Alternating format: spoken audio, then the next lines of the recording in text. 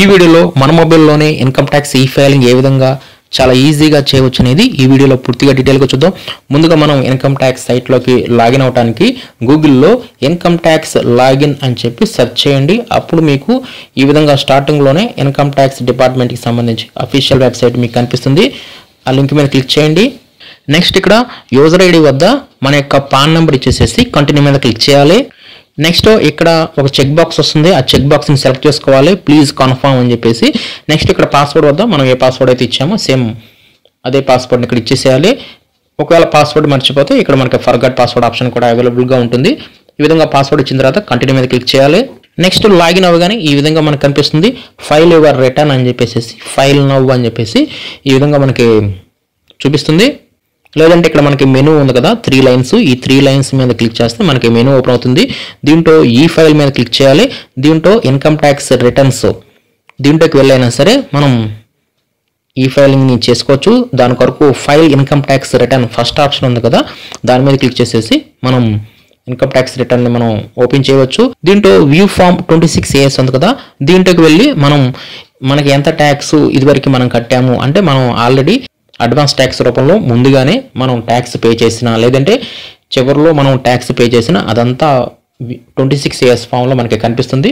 దీనికి సంబంధించి ఇదివరకే వీడియోస్ అనేది చేయడం జరిగింది. ఈ 26ASలో మనం కట్టిన మొత్తం ట్యాక్స్ ఆ ఫామ్లో మనకి కనిపించాలన్నమాట.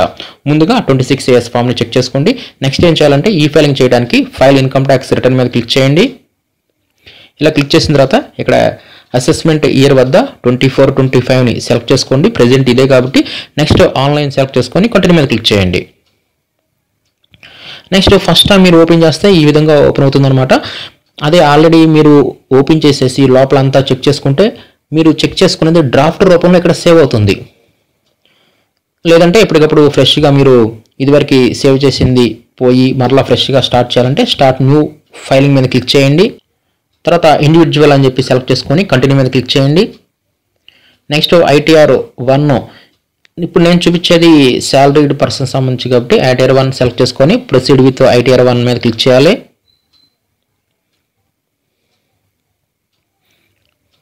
నెక్స్ట్ లెట్స్ గెట్ స్టార్టెడ్ ఉంది కదా, దీని మీద క్లిక్ చేయాలి.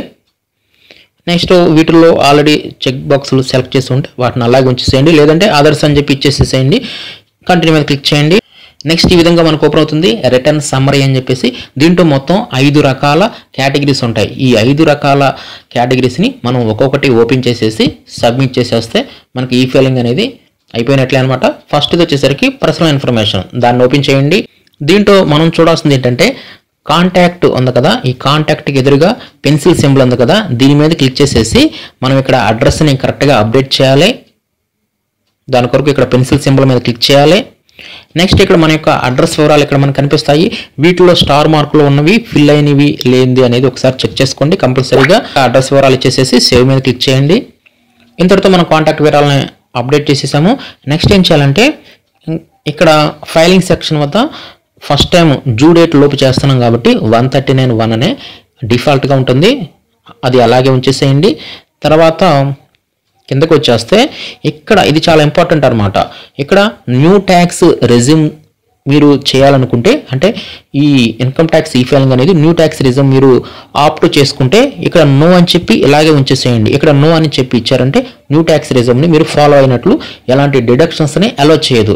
అదే మీరు ఓల్డ్ ట్యాక్స్ రెజ్యూమ్ని మీరు ఆప్ట్ చేసుకుంటే అప్పుడు మీరు ఎస్ అని చెప్పి ఇవ్వండి.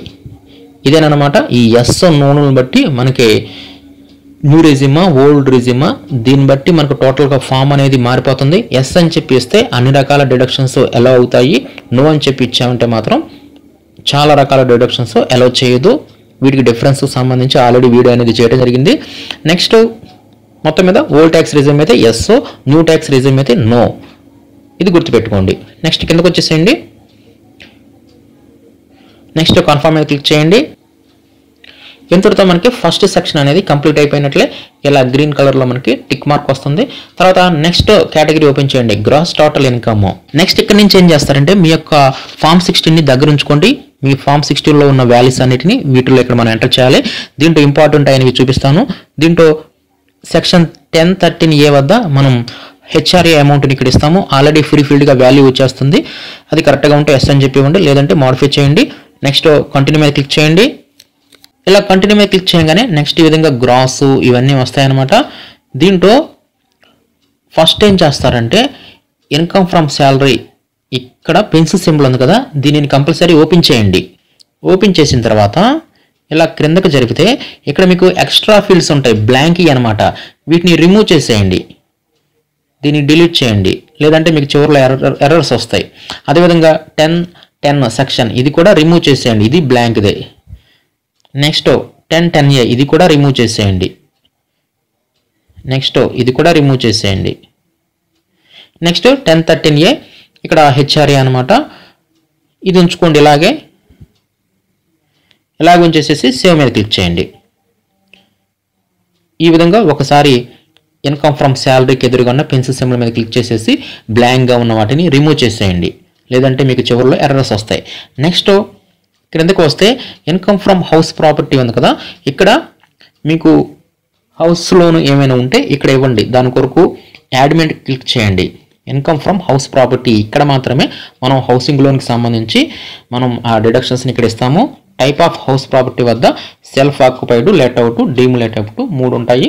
దీంట్లో మీరు సొంత ఇంట్లో ఉంటుంటే సెల్ఫ్ ఆక్యుపైడ్, అలా కాదు మీరు మీ సొంత ఇంటిని రెంట్కి ఇచ్చేసేసి మీరు వేరే ఇంట్లో ఉంటుంటే అప్పుడు లేట్అవుట్ని సెలెక్ట్ చేసుకోండి. వీటికి సంబంధించి కూడా ఆల్రెడీ ఇదివరకు చెప్పడం జరిగింది. కాబట్టి మీకు ఏమైనా సరే హౌసింగ్ లోన్ ఇంట్రెస్ట్ అమౌంట్ ఏదైనా ఉంటే ఇక్కడ మీరు సెల్ఫ్ ఆక్యుపైడ్ లేదంటే ఈ ఆప్షన్స్ని సెలెక్ట్ చేసుకొని interest payable on borrowed capital వద్ద 2 lakhs వరకు ఇక్కడ ఇవ్వవచ్చు అనమాట. నెక్స్ట్ ఇక్కడ 0 ఇచ్చేసేయండి. సెల్ఫ్ ఆక్యుపైడ్ సెలెక్ట్ చేసుకుంటే మాత్రం ఇచ్చేసేసి యాడ్ మీద క్లిక్ చేయండి. ఇంతటితో మీకు హౌసింగ్ లోన్ ఇంట్రెస్ట్ అనేది యాడ్ అవుతుంది. అసలు మీకు అప్లికబుల్ కాకపోతే దీన్ని టచ్ చేయకుండానే బ్యాక్ వెళ్ళిపోండి. Next income from other sources, ఇక్కడ ఆల్రెడీ ఇదివరకు ఇన్కమ్ ట్యాక్స్ సంబంధించి ఏమైనా రిఫండ్ వచ్చినట్లయితే ఆ ఇంట్రెస్ట్ అమౌంట్ చూపిస్తుంది. సేవింగ్ బ్యాంక్ యొక్క ఇంట్రెస్ట్ అమౌంట్ ఇక్కడ చూపిస్తుంది. దీనిని ఆల్రెడీ మనం మినహాయించుకోవచ్చు. నెక్స్ట్ కన్ఫర్మ్ మీద క్లిక్ చేయండి. ఇంతటితో మనకి సెకండ్ది కూడా అయిపోయింది, గ్రాస్ టోటల్ ఇన్కమ్ కూడా అయిపోయింది. ఈ గ్రాస్ టోటల్ ఇన్కమ్లో మనం చూసింది ఏంటి, ఆ పెన్సిల్ సింబల్ మీద క్లిక్ చేసేసి ఎక్స్ట్రా కాలమ్స్ని రిమూవ్ చేసాము, హెచ్ఆర్ఏ అమౌంట్ని చెక్ చేసుకున్నాము, హౌసింగ్ లోన్ అమౌంట్ని ఇచ్చేసాము. నెక్స్ట్ టోటల్ డిడక్షన్స్ దీంట్లోకి వచ్చేసేయండి. దీంట్లో మీ యొక్క ఫామ్ 16ని దగ్గర ఉంచుకొని దాంట్లో ఏటీసీలో ఎంత అమౌంట్ అయితే ఉందో ఆ అమౌంట్ ఇక్కడ కరెక్ట్గా ఉందో లేదో ఒకసారి చెక్ చేసుకోండి. నెక్స్ట్ ఈ 80C2 కానీ 80D కానీ 80E కానీ ఏమైనా మీకు అప్లికబుల్ అయితే వాటిని ఒకసారి జాగ్రత్తగా చూసుకొని మీ ఫామ్ 16లో ఉన్నవి జాగ్రత్తగా ఆ వివరాలు ఇచ్చేసేయండి. ఇక్కడ మీకు 80TTAలో ఇందాక మనకి సేవింగ్ బ్యాంకు మీద వచ్చే ఇంట్రెస్ట్ అమౌంట్ని చూపించింది కదా, దానిని ఇక్కడ మనం చూపించుకోవచ్చు అనమాట. దాని కొరకు 80TTA అని ఎస్ అని చెప్పి ఇచ్చేసేయండి. ఇలా మిగతాయి మాత్రం మీరు చూసుకోండి ఒకసారి, మీకు ఫామ్ 16లో ఉంటే ఇవ్వండి. నెక్స్ట్ ఇక్కడ కూడా మీకు 80CCD 1B ఏమైనా మీకు అప్లికబుల్ అయిందనుకోండి 50,000 అది ఇవ్వండి. ఇలా 1 by 1 మీ యొక్క ఫామ్ 16ని దగ్గర ఉంచుకొని వీటిని సెలెక్ట్ చేసుకొని కంటిన్యూ మీద క్లిక్ చేయండి. మీకు అప్లికబుల్ అయితే ఆ అమౌంట్ని ఇవ్వండి అక్కడ. ఇలా సేవ్ మీద క్లిక్ చేయగానే నెక్స్ట్ మరలా ఓపెన్ అవుతుంది. ఏటీసీలో ఎంత ఉంది, నెక్స్ట్ 80D ఇందాక మనం సెలెక్ట్ చేసుకున్నాం కదా, ఇక్కడ మనం 80D ఎంప్లాయీస్ వచ్చేసరికి ఈహెచ్ఎస్ ఎంప్లాయీ హెల్త్ స్కీమ్ సంబంధించి ఇక్కడ 80Dలో మనం ఇవ్వచ్చు. దాని కొరకు ఇక్కడ పెన్సిల్ సింబల్ మీద క్లిక్ చేసేసి నెక్స్ట్ ఇక్కడ ఫామ్ ఓపెన్ అవుతుంది 80D సంబంధించి. ఇక్కడ మీ ఫ్యామిలీలో కనుక ఎవరైనా సీనియర్ సిటిజన్ ఉంటే ఇక్కడ ఎస్ అని చెప్పి ఇవ్వండి, లేదంటే నో అని చెప్పి ఇచ్చేసేయండి. ఇక్కడ పేరెంట్స్ కాకుండా ఎవరైనా సీనియర్ సిటిజన్స్ ఉంటేనే ఇక్కడ నో అని ఇస్తారు. నెక్స్ట్ హెల్త్ ఇన్సూరెన్స్ వద్ద ఇక్కడ ఈహెచ్ఎస్కి సంబంధించి ఎంత అయితే కట్ అయిందో ఆ అమౌంట్ని ఇక్కడ ఇచ్చేసేసేయండి. నెక్స్ట్ ఇక్కడ ఇదే అని కాదు, మీకు ఏమైనా సరే హెల్త్ ఇన్సూరెన్స్ ప్రీమియమ్స్ ఏమైనా ఉన్నట్లయితే ఆ అమౌంట్ను కూడా ఇక్కడ హెల్త్ ఇన్సూరెన్స్ వద్ద ఇవ్వవచ్చు. అదేవిధంగా నెక్స్ట్ కిందకు వస్తే రెండో కాలము ఇది వచ్చేసరికి పేరెంట్స్కి సంబంధించింది. మీ పేరెంట్స్ కనుక ఎవరైనా సీనియర్ సిటిజన్స్ ఉన్నట్లయితే ఎస్ అని చెప్పి ఇవ్వండి, లేదంటే నో ఇవ్వండి. అసలు దీనికి సంబంధించి అమౌంట్ని మీరు క్లెయిమ్ చేయకపోతే నాట్ క్లెయిమింగ్ ఫర్ పేరెంట్స్ అని చెప్పి ఇచ్చేసేసేయండి. ఈ విధంగా ఇచ్చిన తర్వాత మనకి చివరిలో ఎలిజిబుల్ అమౌంట్ చూపిస్తుంది. నెక్స్ట్ సేవ్ మీద క్లిక్ చేయాలి. ఈ విధంగా 80Dని మనం ఇక్కడ యాడ్ చేసేసుకుంటాము. ఇప్పుడు 80C అయిపోయింది, 80D అయిపోయింది. నెక్స్ట్ ఇంకేమైనా సరే ఉన్నట్లయితే వాటిని యాడ్ చేసుకోండి. నెక్స్ట్ 80G ఇది కూడా మనం యాడ్ చేస్తాం కాబట్టి ఇది employee welfare fund, Sainik welfare fund ఉంటాయి కదా, వాటి ఇక్కడ మనం యాడ్ చేసుకోవచ్చు. ఇక్కడ ఈ ఫస్ట్ సెలెక్ట్ చేసుకోండి. ఇక్కడ పాన్ ఆఫ్ డోని వద్ద ఇది గవర్నమెంట్కి సంబంధించి కాంట్రిబ్యూషన్ కాబట్టి 5 Gs, నెక్స్ట్ 4 zeros, తర్వాత single G, next name of government వద్ద ఏపీ గవర్నమెంట్, నెక్స్ట్ అడ్రస్ వద్ద ఇక్కడ మీ యొక్క డిస్ట్రిక్ట్ వివరాలు ఇచ్చేసేయండి, నో ప్రాబ్లం. ఇక్కడ అడ్రస్ ఏది ఇచ్చినా నో ప్రాబ్లం. నేను ఇచ్చింది రాజధానికి సంబంధించిన వివరాలు అనమాట, మీరు ఎలా ఇచ్చినా నో ప్రాబ్లం. నెక్స్ట్ ఇక్కడ పిన్ కోడ్ ఇవ్వగానే ఆటోమేటిక్గా ఇక్కడ స్టేట్ వచ్చేస్తుంది, వెయిట్ చేయండి రాకపోతే.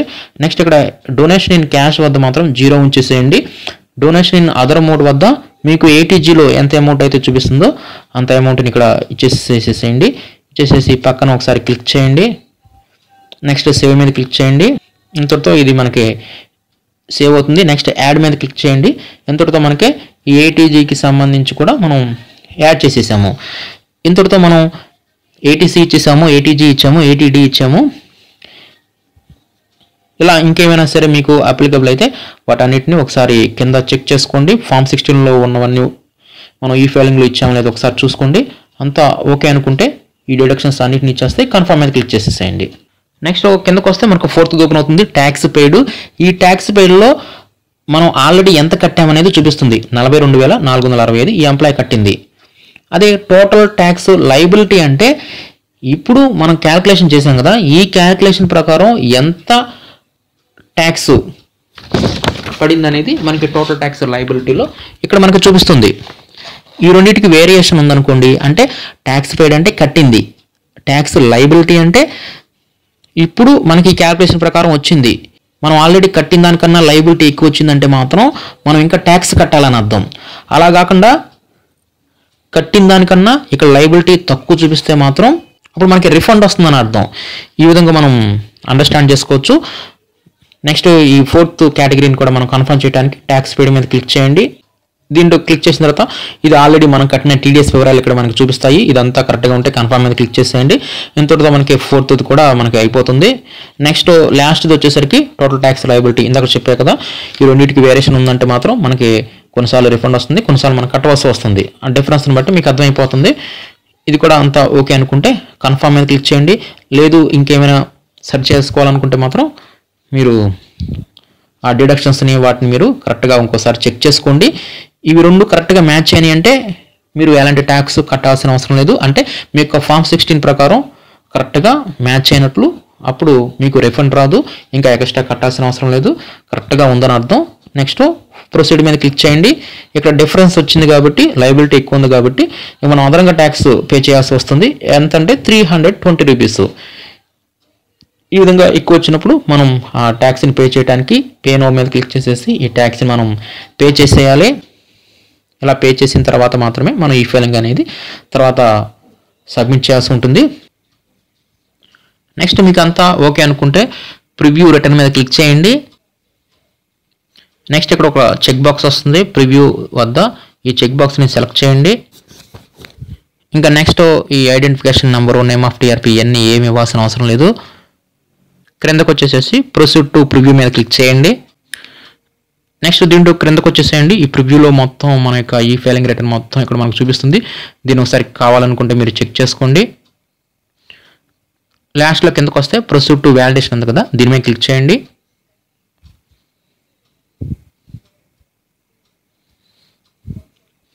ఇక్కడ మీకు వ్యాలిడేషన్ అనేది సక్సెస్ఫుల్ రావాలి, ఎలాంటి ఎర్రర్స్ రాకూడదు అనమాట.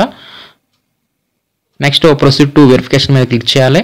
నెక్స్ట్ ఇక్కడ ఈ వెరిఫై చేయడానికి ఈ వెరిఫై నో మీద క్లిక్ చేయాలి. లేదు తర్వాత చేసుకుంటారంటే ఈ లేటర్ మీద క్లిక్ చేయండి. లేదు నేను పోస్టులు పంపిస్తాను అనుకుంటే ఈ థర్డ్ ఆప్షన్ని సెలెక్ట్ చేసుకోండి. ఇక్కడ క్లారిటీగా డీటెయిల్గా ఉంటుంది ఎన్ని రోజుల్లో మనం ఈ వెరిఫై చేయాలనేది. ఇప్పుడు ఈ వెరిఫై చేస్తుంటే ఈ వెరిఫై నో మీద క్లిక్ చేసేసి కంటిన్యూ మీద క్లిక్ చేయండి. తర్వాత ఇక్కడ మనకి ఈ వెరిఫైకి సంబంధించి నెక్స్ట్ మనకి ఈ వెరిఫై సంబంధించి ఆప్షన్స్ వస్తాయి. దీంట్లో మీరు ఆధార్ OTP ద్వారా అయితే ఫస్ట్ ఆప్షన్ని సెలెక్ట్ చేసేసుకోండి. ఈ మిగతా అన్ని ఆల్రెడీ ఇదివరకు మీకు తెలిసినవే. నెక్స్ట్ కంటిన్యూ మీద క్లిక్ చేయండి. నెక్స్ట్ ఐ అగ్రీ సెలెక్ట్ చేసేసుకొని జనరేట్ OTP మీద క్లిక్ చేయండి. అప్పుడు మీ యొక్క రిజిస్టర్డ్ మొబైల్కి OTP వస్తుంది. ఆ OTPని ఇక్కడ ఇచ్చిన ఈ బాక్సెస్లో ఇచ్చేసేసి వ్యాలిడేట్ మీద క్లిక్ చేయండి. ఈ విధంగా OTP ఇచ్చిన తర్వాత వ్యాలిడేట్ మీద క్లిక్ చేయాలి. నెక్స్ట్ మరలా ఈ విధంగా వస్తుంది. మరలా సబ్మిట్ మీద క్లిక్ చేయండి. ఇంతటితో మన యొక్క ఈ ఫైలింగ్ అనేది పూర్తయినట్లే.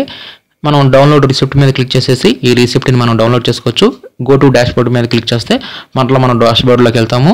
నెక్స్ట్ ఇక్కడ మెనూ కొరకు ఇక్కడ 3 లైన్స్ ఉన్నాయి కదా, దీని మీద క్లిక్ చేసేస్తే దీంట్లోనే వ్యూ ఫైల్ రిటర్న్స్ ఉంది కదా, దీని మీద క్లిక్ చేసేసి మీరు ఆల్రెడీ ఫైల్ చేసిన రిటర్న్స్ని చెక్ చేసుకోవచ్చు. దీంట్లోకి వచ్చేసేసి మనం ఏ రోజైతే ఈ ఫైలింగ్ చేసామో ఆ డేటు ఉంటుంది, ఆ స్టేటస్ సక్సెస్ఫుల్ ఈ వెరిఫైడ్ అనేది ఇక్కడ మనకు ఉంటుంది. ఇక్కడ నుంచి మనం చేసిన ఈ ఫైలింగ్ సంబంధించి ఆ రిసిప్ట్ కానీ లేదంటే ఈ ఫైలింగ్ సంబంధించి పూర్తి అప్లికేషన్ మనం ఈజీగా ఇక్కడ నుంచి మనం డౌన్లోడ్ చేసుకోవచ్చు. డౌన్లోడ్ చేసుకోవడానికి ఇక్కడ వ్యూ డీటెయిల్స్ దగ్గర డౌన్లోడ్ ఫామ్, రిసిప్ట్ అని చెప్పేసి ఇక్కడ ఆప్షన్స్ ఉంటాయి. ఈ విధంగా మన యొక్క ఇన్కమ్ ట్యాక్స్ సంబంధించి ఈ ఫైలింగ్ను ఈ విధంగా ఈజీగా మన మొబైల్లోనే చేసుకోవచ్చు.